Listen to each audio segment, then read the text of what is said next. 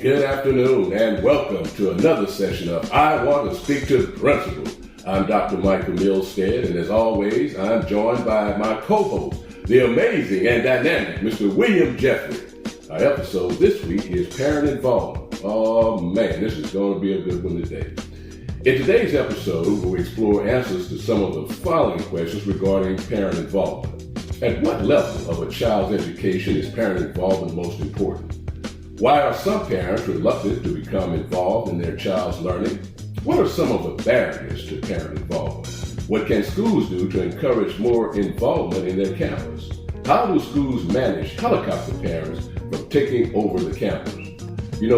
Research supports that parents occupy an important role in their child's education. And as a principal, I've observed that when parents are involved in their child's learning at any school level, not only is the student's academic performance enhanced, but there are also better attendance at school, there's little or no off-task behavior issues, they're more likely to be involved in extracurricular activities, and go on to graduate from high school on time. So we will hear from principals' perspectives from across the country on their strategies for engaging parents in their child's education. Sit back, relax, and join us in this segment of I Want to Speak to the Principal.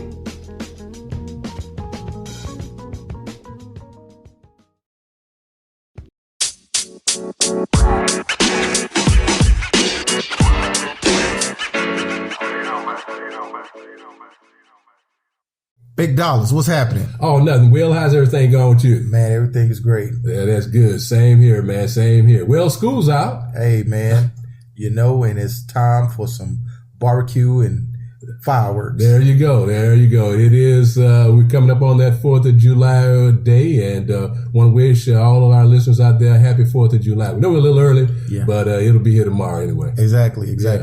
So tell me about the conference. Well, Will, I tell you, man, I had the opportunity to attend an outstanding, amazing conference this summer. Last week, the Innovative Schools Conference.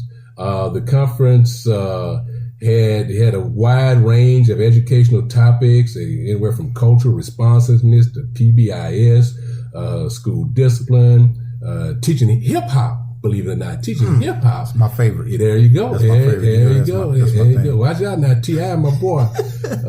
Teaching hip hop, that is, adding hip hop in their curriculum. And there was over 3,000 attendees at this conference, so it was well done. Wow. What schools were represented at that conference? Well, we had, it was in schools from all over the country, you name it, and folks were there. We had private schools there, we had public schools, charter schools, girls' schools, boys' schools, virtual schools. And so it was a very wide and diverse audience. A lot of teachers, superintendents, principals, and so it was well attended. Excellent. So what were the sessions that you found most interesting at that conference? What's the name of the conference again? The Innovative Schools Conference. Okay. Mm-hmm. And what sessions did you find most interesting? Well, they had a myriad of sessions there. There was a ton of sessions that you could attend, like I named earlier, all of the different areas that they included. But three things that really kind of stood out to me was a session that was conducted by Baruti Khalife. Was a principal that is out in New Jersey. He had a great session on motivating boys of color. Also, Demiso Josie and Kareem Spence. I'll talk to you a little bit about hip hop. They had a very creative and innovative approach to teaching this new generation of hip hop kids with an amazing curriculum that they're using. And of course, Robert Jackson was there. He had a great session on building school culture and including cultural responsiveness also in his session. So, yes, cultural responsiveness is really huge, especially at the conference that I went to at ISTE. Mm-hmm. I connected with a lot of different people. Sarah Thomas, Shelly Terrell, Valerie Lewis, Brian Ramiro Smith. Okay. Names are just really Dr. Will Davenport.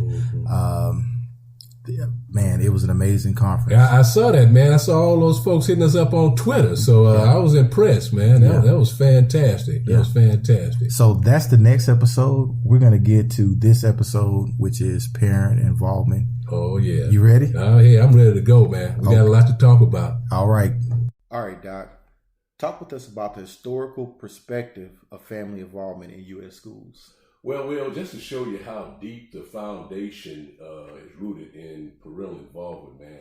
As far as 1897, the National Congress of Mothers set up a statement of purpose that cited the basis of their organization. 1897. Yeah, there you go, man. That was almost some 90 years ago. And parent involvement is still a tenet of student learning. That is amazing. And then, it transitioned around 1924. That organization changed its name to the National Conference of Parents and Teachers. And today, you know them as the PTA or your PTO. Get out of here. There you go. That's how the PTA was formed. That's your lesson for today, Will. I need that. Listen, I never would have thought that the PTA, first of all, started off as a National Congress of Mothers. There you go. Yeah, absolutely. And then, of course, it transitioned over the years. But what's vitally important is to recognize that in all of federal legislation, you look at the War on Poverty back in 1964, the Elementary and Secondary Schools Act, No Child Left Behind, and most recently, Every Student Succeeds Act.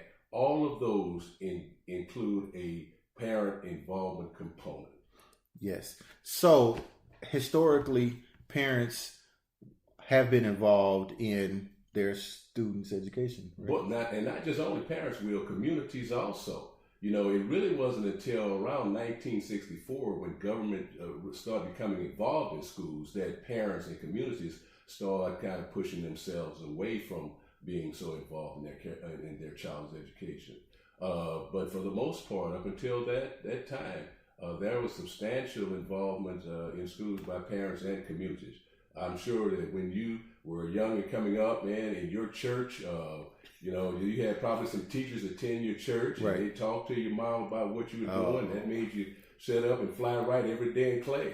Man, my pastor, his sister-in-law, taught my whole family. Wow. Yeah. Wow. Yeah. Well, speaking of pastors, my grandfather was a pastor for 46 years, and most of my teachers attended his church. Oh, so you couldn't get away with nothing. Nothing at all. So I kind of give you a little insight how I came up in school. Hey, man, the community, right? They had to be involved. Yeah, and I think that's one of the things that we need to kind of get a little bit back more to today. Doc, the next part we need to talk about is Title I schools. Okay, all right. So I got a question for you. Okay. Many students of low income are located primarily in Title I schools. Mm-hmm. First of all, what is a Title I school? Okay. Well, Title I school, Will, is a school that receives federal funds. In a title school, a substantial number of the students, roughly about 40% of the population, is on free and reduced lunch, and they come from low-income households. Title I schools receives supplemental federal funding in addition to their local school funding. Yeah. And I heard you say that 40% of the population in a Title I school is at the poverty line. Yeah, and at 40%, Will, is really a baseline. If you had a 40% free and reduced lunch school, that's still, you still have a pretty good representation of diversity in your school. Now, when you start getting up there to 70, 75, and like I've been in some schools, 95%. 95%, man. And 95% of my kids in one school that I was principal of was on free and reduced lunch. And so that is a substantial number of students that are coming from low-income households. Many students of low income are located primarily in Title I schools. Right. For our listeners, what is a Title I school? Okay. Well, a Title I school is a school that receives federal-backed funding. In a title school, a substantial number of the student population, over 40%, receive free or reduced lunch, and most come from low-income households. Title I schools receive, like I said, supplemental federal funding in addition to their local school budget. So 40%? Yeah, that's correct. And like earlier, we talked about earlier, 40% is really like the baseline for Title I schools. Many schools are averaging, I would say, anywhere from 60 to 65%.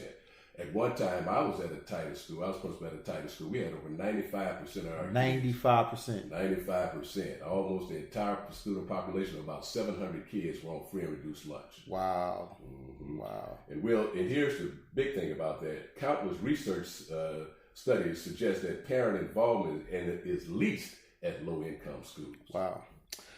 Man, so what are some of the barriers which prevent low-income families from becoming involved in their child's education?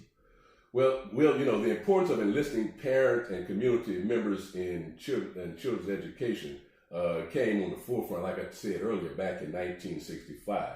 The U.S. Department of Education commissioned a research study conducted by Mr. Coleman called the Coleman Report. The paper stated that public education did significantly impact the ability of students to reach their full potential. Coleman concluded that children who lacked support or a value of education in their home were at a disadvantage and could not learn at the same rate as those students emerging from wealthier families valuing educational instruction. Now, that's powerful, man. That is powerful. That is powerful. So you saying back in 1965, we already understood that economics affects students' learning. Ding, ding, ding, ding, ding. You hit the nail on the head, man. Yeah. So what Coleman said in essence is that economics, just like you put it so profoundly, economics does impact a child's education. Okay, so I want to go deeper about the Coleman Report because we talked about the Coleman Report. Right. The Coleman Report actually took a look at the difference between African American, or I should say students of different cultural backgrounds than that of the status quo at that particular time. Right? Well, you had it. I think you had it right pretty much on the first part. It really wanted to look at the disparities between black and white kids and how they learn for the most part. Uh-huh. And as one of his conclusions from this entire report, it was commissioned actually back in 1965 by the Johnson administration on the war on poverty. Uh-huh. And as you again so profoundly stated. At his conclusion, he found out if you have some money, 9 times out of 10, your kid's going to do better in school. If you ain't got no money, it's going to be more challenging for them. And so that's why I've always felt that when parents are involved in their child's education, it is really an investment. I always like to refer to it instead of parent involvement, parent investment, because you're investing time. And when you invest time in your kid's education, man, they're going, and like the research consistently showed, that your kid's going to be more successful in school. Back to my original question. Mm-hmm. What are some of the barriers that parents face? Okay, well, let me just say, so we'll get this straight. I wasn't trying to moonwalk away from your questions or anything, man, but I just wanted to give you a historical perspective on low-income parents. But here are some of the barriers, Will, that low-income families face in becoming involved with their child's school. Now, here are some of the barriers that I've experienced as a principal. Uh-huh. First of all, most of them work, more than one job. So that can create a problem, man. They don't feel connected to the school. A lot of times they're not welcome. Little or no communication from the school. And strangely enough, man, a lot of times they're intimidated by the staff. Yeah, absolutely. So teachers can make parents feel intimidated? Well, yeah, in some instances. A lot of times the parents don't feel that they have the education or the background to speak intelligently to parents. They may not feel like they have the academic vocabulary to use. A lot of times teachers may use words, to be honest with you, just to keep that edge. That superiority. That superiority complex. There you go. Yeah. So not only does that happen towards students, it also happens towards parents. Absolutely. And that can be a turnoff because if a parent don't feel respected or appreciated or valued, and feel like they're being marginalized and talked down to, in any instances, I don't care where you go, be it a school or a church or a bank or whatever, that's going to shy you away from wanting to be involved in that environment. Okay, man, go ahead. Just a few others. They may have transportation. We take that for granted a lot, that the parent can get down and parent may not can get to the school. They may feel that it's totally the school's responsibility, and that's their job. I talked to you earlier, back in 1965, that's when we started really seeing the separation between the home and the school. There's a lot of parents think, hey, that's your job. Take care of that kid. Sometimes teachers can't get in touch with parents. They've changed their phone numbers several different times because the parents are saying, hey, I'm at my job working. You do your job. He's yours now. So right. we have to change that type of mentality. They take care of their elderly parents sometimes. They may be the caregiver to an elderly mom or grandmother, and that can prevent them because there's no one there to look after that person if they're not there to do it. That is so true, and I know that the baby boomer generation is actually aging now. Right. There are more elderly here on the earth in America than there's ever been. Absolutely. So that sandwich generation would they have children, they have older parents, and they have to take care of them. Yeah, and placing a elderly parent or family member in a hospice or a nursing home, that can be pretty expensive. Yeah. And if you're low income and you can't afford that, many times those folks don't have the insurance also to support it. Just a few other things with barriers, Will. A lot of times they may have small kids, little youngsters, infants that they don't feel like they can bring down to the school with them or have no one to take care of the kids at home. So that can prevent them. And, a lot of times they've never been trained how to help their child. We sometimes as educators just assume that parents automatically know how to be involved in their child's education. And many times they don't have the background or the training. I am going to make a confession. Mm-hmm. That is something I'm guilty of. Right. That a parent should automatically know how their child should be, how they should be involved in their student's life. Yeah, absolutely. Well, and I think that happens with a lot of schools and a lot of teachers also. That's why it's so important that as school leaders need to lead the charge in involving parents. We have to assume a lot of times that maybe our parents really don't know how to be involved, and we have just shown that some of the simple things that they can do to become involved in their child's parents is like, making sure they're doing homework every night, just asking them about their schoolwork. Like I said, from a leadership standpoint, make that school more welcoming for parents to come into, make sure that we're reaching out to parents. There are many students that make up Title I students. Mm-hmm. So many of the Title I students have a large population of English language and special needs students. That's correct. What are some of the strategies for engaging those parents? Well, according to the U.S. Department of Education, approximately 51% of all students live in low-income households, and many ELL students are English language learner students, are first generation of students in U.S. schools, and many struggle with verbal and written communication, which impact learning. So in some cases, the students may come to school from speaking little or no English and have no formal education or background at all. Some of the barriers to ELL parent involvement is pretty much almost some of the same as with all parents. Uh-huh.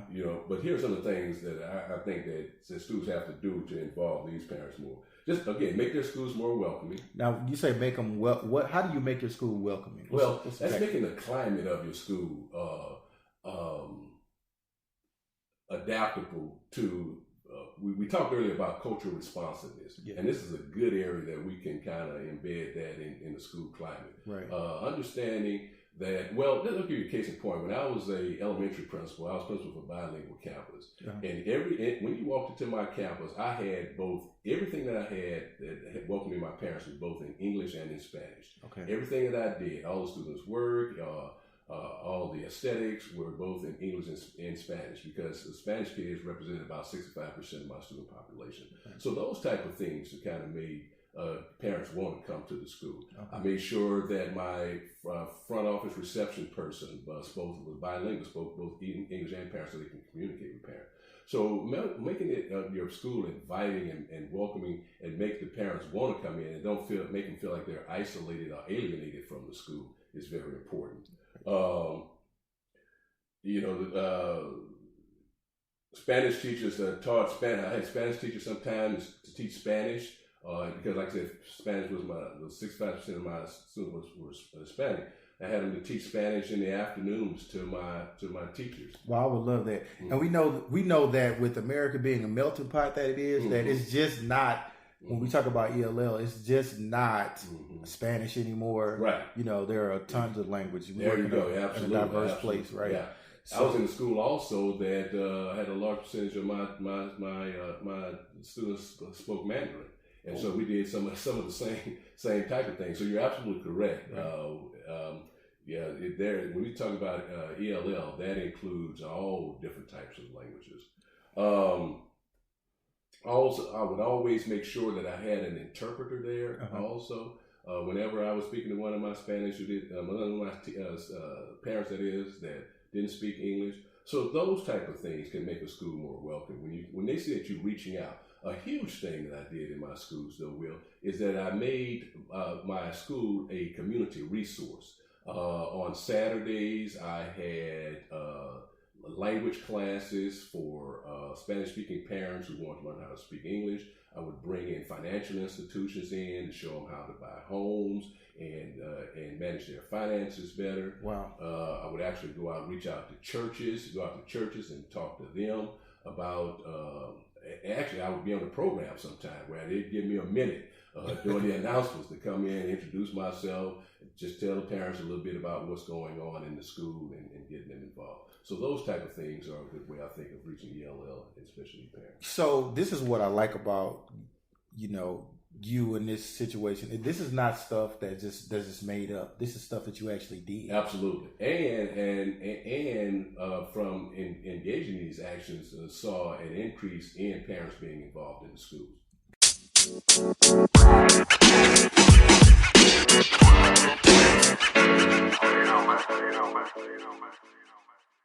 Doc, so you interviewed a couple of principals, superintendents at the Innovative Schools Conference. Yes, I did, Will. And I tell you, man, I first of all, I just want to tell you about the experience of interviewing. I had a bunch of fun doing that. It was, I felt important. Yeah. People kind of watched me going around with my microphone, stopping folks and just kind of, particularly principals, and getting their input on parental involvement. Met a lot of great principals that had some very interesting and creative ideas to their approach to parent involvement.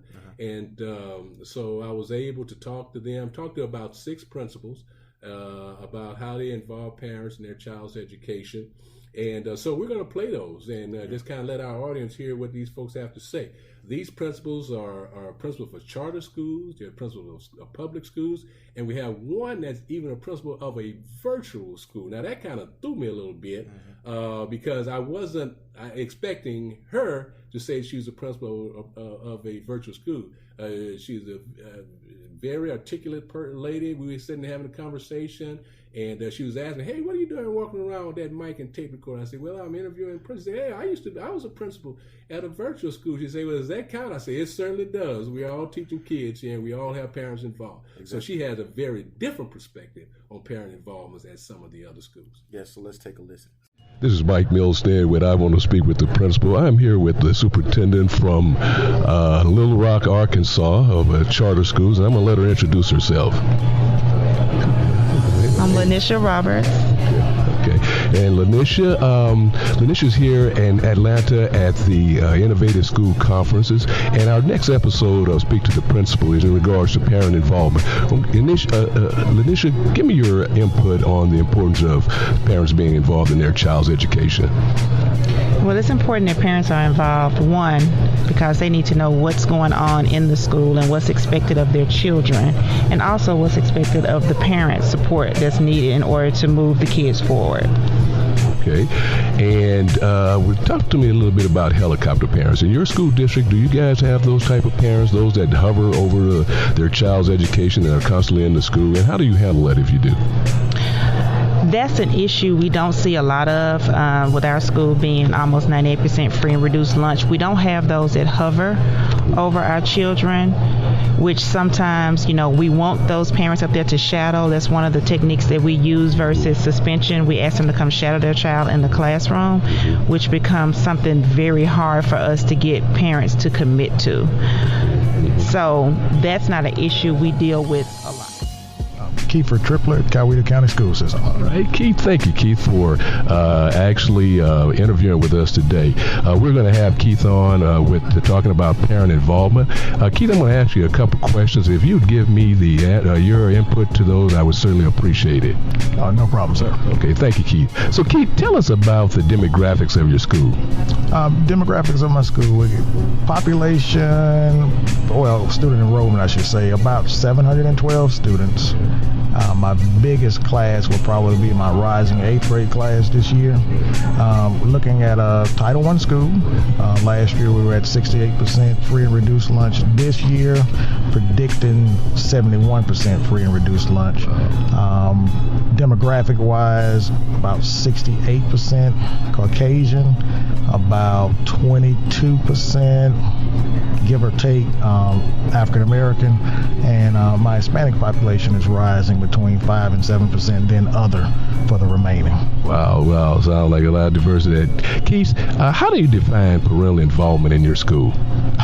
It's funny you say that. I tell my teachers all the time parental involvement comes in different ways. With my parents, parental involvement to us at Smoky Road Middle School is just parents being aware, being supportive, and being available. Most of my parents work not only one full-time job, they're either going to work a second part-time job or they're going to work a second full-time job.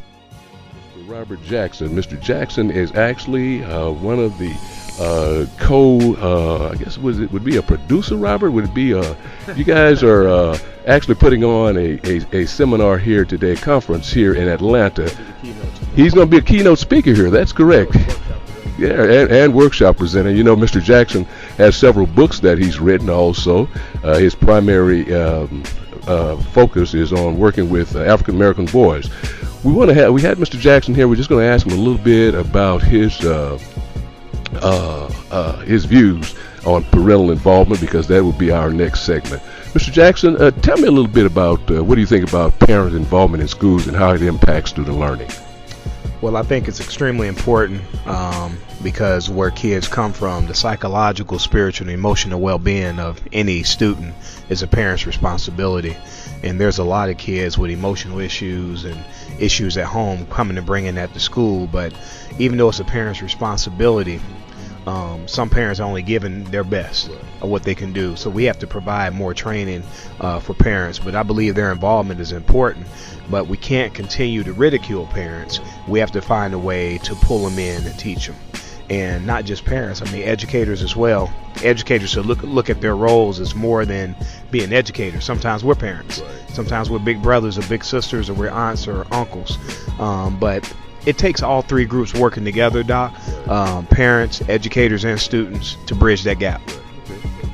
Great. That's great. Robert, and we're going to let you do a little promo also. Tell us a little bit about some of the latest books that you've written. Well, right now I'm writing a book for ASCD. It's called, I don't really have a title yet, but it's on building cultural awareness. But I have other books out, Solutions Educating Black and Latino Males, No More Excuses, Black Men Stand Up, and the workbook. Then I have the workbook for the girls, the bullying book for all kids. So we got a few products out, man. We're still working on some new ones. Good deal. And there you have it, the dynamic Mr. Robert Jackson. Robert, thank you so much for your input. Oh yeah, we're gonna let him get his website also. I got to put that. Website is www.robertjacksonmotivates.com. God bless. And there you have it.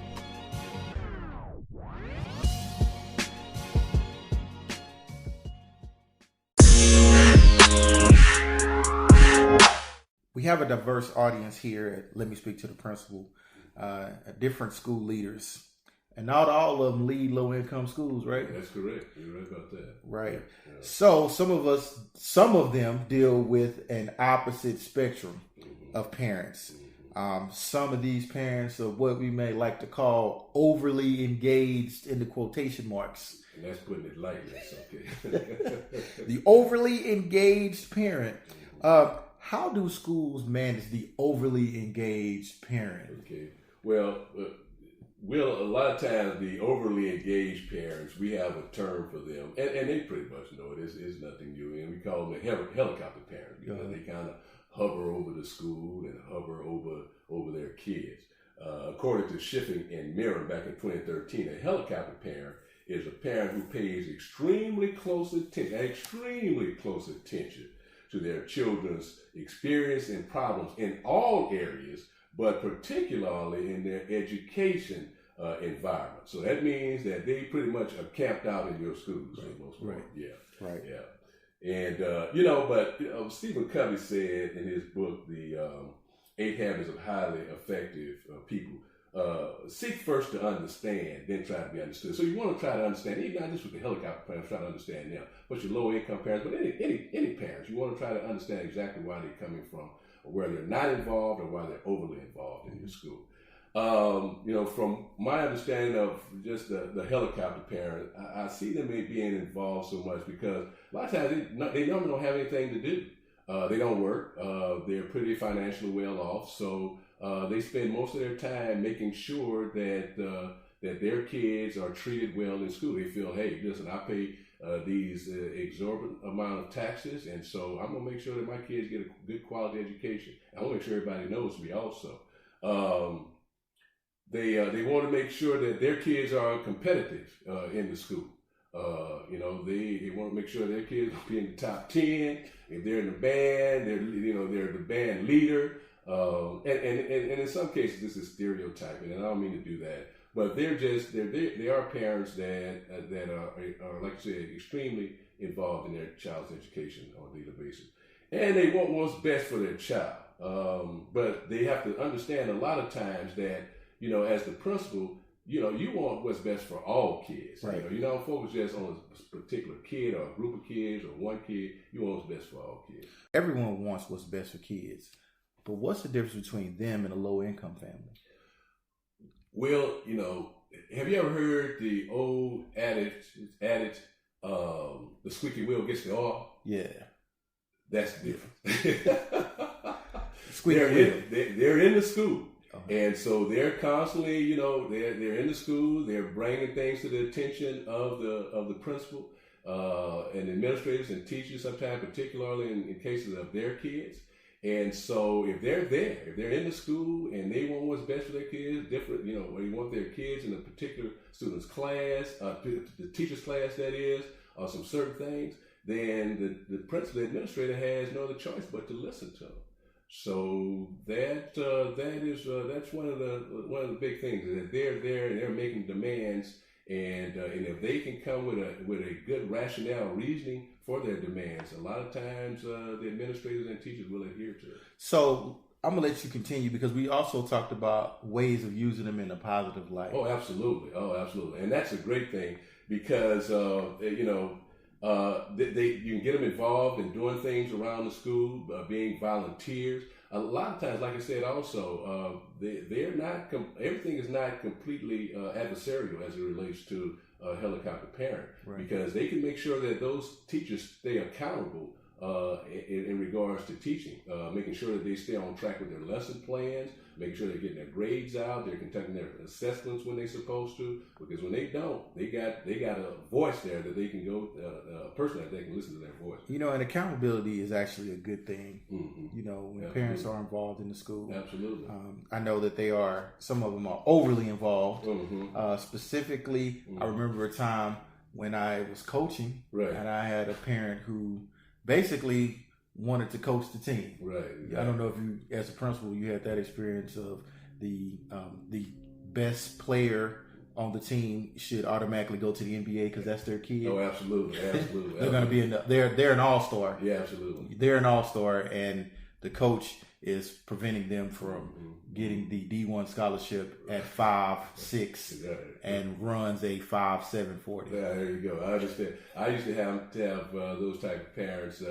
In the event that discipline had to be administered to their kids, they wanted discipline for everybody else's kid. But when it came to theirs, that was, now that should be something different because I'm here every day and being involved. Somebody should have told me and those type of things. But, again, in all parent situations, there are some drawbacks and there are some gains. And like I said, with helicopter parents, they're both. They are constantly involved in it. They want to volunteer. They keep teachers and staff accountable. And they want to do what's right, I believe, for most of the kids. And to piggyback on what you said, that it is powerful to have the community involved. Absolutely. And when other parents are involved, it enhances the school learning. Right, exactly. And it should cut down on your discipline and other things that go on. I agree totally.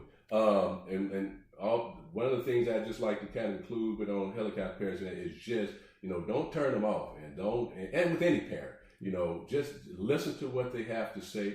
If it's something that can be done and is rational and will benefit all kids, then that's good. But if it's just something that's specific for their kids, they have to realize that that's not the purpose of the school. The school is for teaching and learning for all students. We talk a lot about research, and we definitely want to leave our listeners with some research. Right. So if you could give me a pundit who is essential to, parental involvement research, who would you name? Well, there are a lot of good ones out there, but my go-to person, and always have been in the 18 years that I've been a building principal, has been Joyce Epstein. Uh-huh. She is phenomenal, man. She conducts research not only for many schools and school districts, but also for the U.S. Department of Education, too. And one of the things that she's committed to the area, and again, like I said, has done substantial work. She's the developer of the Epstein framework for 6 types of involvement. And I would highly suggest that any new principal or seasoned principal, if they want to know anything about getting parents involved in their child's education, or they want some new strategies, or just to add to some of the strategies that they have, I would highly suggest that they research Joyce Epstein and her 6 types of involvement. So give me some of the types of involvement that Joyce Epstein has. Well, like I said, it's 6 of them. So, good. So I'll name all 6. Yes, get 6. It's parenting and communication, volunteering, learning at home, decision making, collaborating with community. And again, what she's doing is that she's speaking specifically to principals about getting parents involved in their schools. And these are the 6 types. I use these 6 types of involvements in my research. My research was on parental involvement. My dissertation, that is, was on parental involvement. So I use her. So for type 1, you said parenting. Tell me about that. Yeah, parenting, just helping all families establish home environments to support their children as students, for the most part. Communication, just designing effective forms of school to home and home to school communication. About school programs, that's vitally important. Okay, and volunteering, how would you do that one? Recruiting and organizing parents. A lot of times, parents, like we talked about earlier, parents want you to reach out and ask them to be involved in a lot of things. We would send home questionnaires with parents. What type of school committee would you want to be on? Those type of things, and just let them say, okay, I want to be a hall monitor, or I want to monitor the cafeteria, or I want to work in the library. But just reaching out to parents. Don't be sitting back and let parents feel that they have to come to you to ask you. But when the school takes the first step out and reaching out to parents and letting them know that, hey, we want your involvement, we need your involvement in order to make our school a better school. So learning at home is one of the types that she's mentioned. What is your experience with that?